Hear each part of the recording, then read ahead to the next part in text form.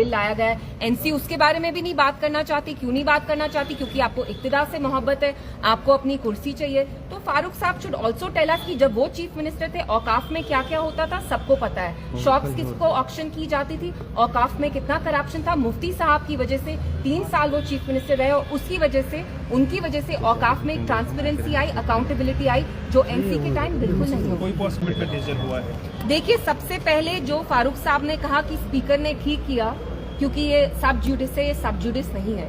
Supreme court में अब तब तक वो मसला नहीं गया था। और दूसरी चीज, सब जुडिस तो फिर 370 भी है, तो आप तो 370 के बारे में भी कहते हैं आप लड़ाई कर रहे हैं। तो this was a very convenient excuse. देखिए, मैं यही कहूंगी कि स्टेटहुड हमारा गोल नहीं है। हम उस रियासत से हैं जिसका अपना आईन था, कानून था, झंडा था।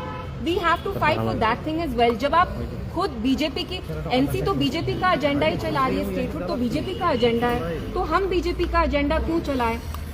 सो देखिए, I think the people of Jammu and Kashmir are very disappointed, because जैसे हम देख रहे हैं जिस सरकार को इनने इतनी भारी अक्सरियत से लाया, they are letting them down every day. वो सिक्योरिटी के मुतल्लिक हो या आपके पॉलिसीज के बारे में हो, एनसी किसी भी चीज के बारे में बात नहीं कर रही है। So the people of Jammu and Kashmir feel terribly let down. आप बताइए, वो किसका ख्याल रख रहे हैं? मंशूर में कोई जो वादा किया था वो मुकम्मल हुआ?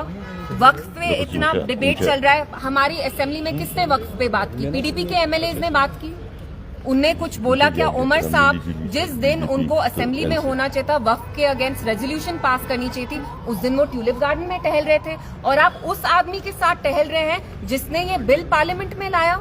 ही गॉट द रिजू जी, जिनने जो बिल लाया टू डिसएम्पावर मुस्लिम्स। उमर साहब उनके गाइड हैं क्या कि आपको उनको ट्यूलिप गार्डन में लेना था?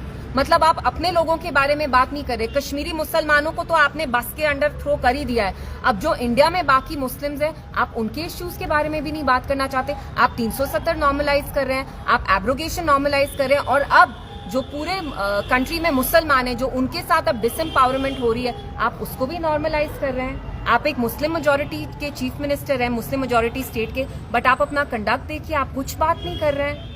You're not talking at all. Of course, there's a tacit understanding. आप देखिए, असेंबली जब हुई पिछले हफ्ते, जो हमारे पीडीपी के एमएलए हैं उनने ही बात की, वरना एनसी के एमएलएज ने बात नहीं की। अगर आपको अपने स्पीकर पे इतना गुस्सा था जो उन्होंने ड्रामा किया असेंबली के वेल में, तो आपने इनके अगेंस्ट नो कॉन्फिडेंस मोशन क्यों नहीं सपोर्ट किया? तो कहीं ना कहीं जिस बात पे बीजेपी के एमएलए बात नहीं कर रहे, उस पे एनसी ने भी चुप्पी साधी है। क्यों साधी है? क्योंकि एनसी एंड बीजेपी की एक टैसिट अंडरस्टैंडिंग है।